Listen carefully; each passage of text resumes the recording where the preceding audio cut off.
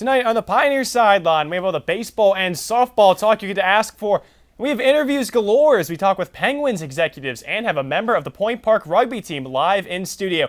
And of course, we finish up with the case of the week. All that and more as we head on down to the Pioneer Sideline.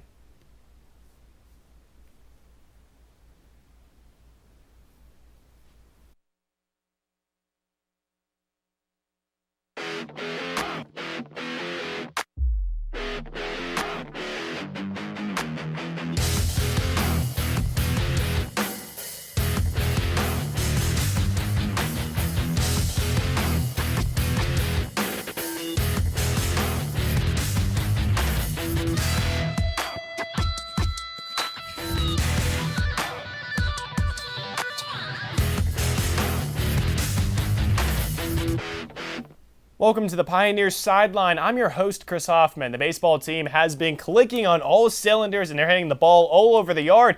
As right now, Alex Stumpf from our media partners over at the Globe joins us.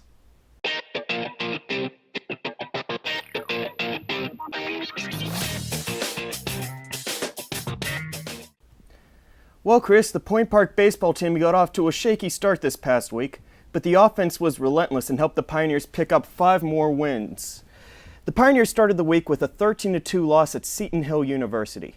Freshman righty Jake Carew surrendered his first earned runs of the season and was only able to go three frames in the 9-inning game, surrendering 8 runs, 7 of them earned.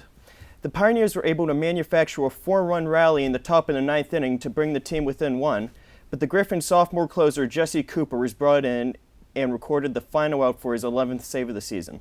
Carew's record fell to 5-1. The Pioneers' bats continued to produce Friday against Pitt Greensburg as the Pioneers coasted to a 20-9 win in a 9-inning contest. Senior second baseman Tom Burko fronted the attack, going 4 for 7 with a dinger and 6 runs batted in. Gerard Brown picked up his 3rd win on the season after tossing 6 innings. The Pioneers concluded the week by playing their final 4 KIAC games against Asbury University. In Game 1 of Friday's game, senior righty Manny Perdomo tossed a complete game for his 6th win of the year. The Pioneers put up 19 runs to support their ace, highlighted again by Burko, who picked up 3 more RBI and a pair of runs.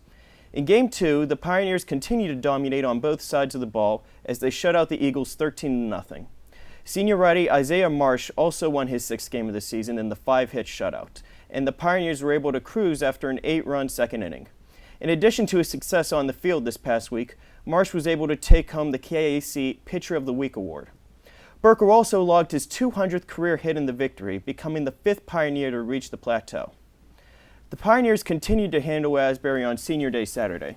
The Pioneers recognized their 10 seniors before picking up 15-1 and 17-0 wins. Alex Mateo and Nathan Spahn were the winning pitchers for the Pioneers.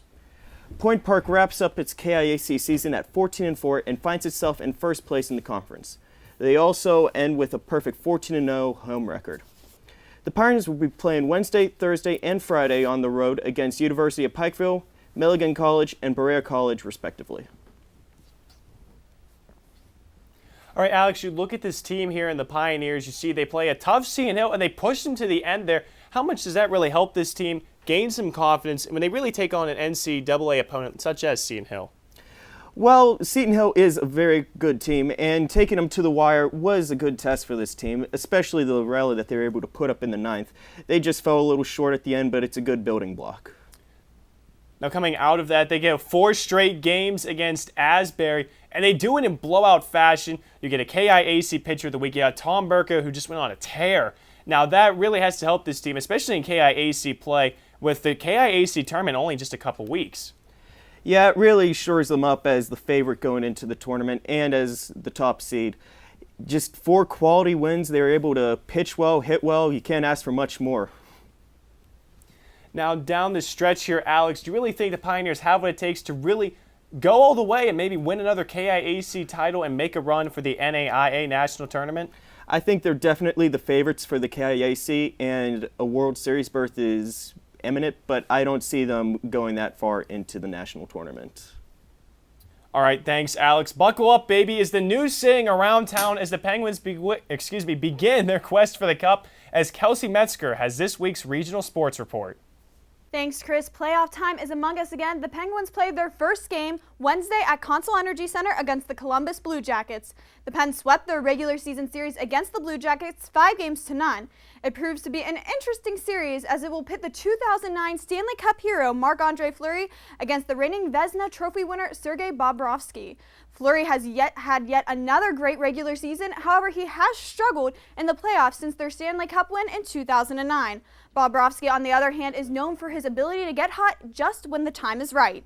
This series will put the battle-tested, experienced Penguins against the young and inexperienced Blue Jackets. The Steelers' preseason schedule has been released. They kicked it off in early August against the New York Giants.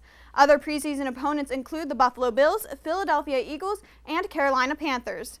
The regular season has not yet been released this week, but it is usually announced before the NFL draft, which will be in about 2 weeks. The Pirates season is underway, and the Bucks are sitting right around the 500 mark right now after a rough series with division rival Milwaukee Brewers.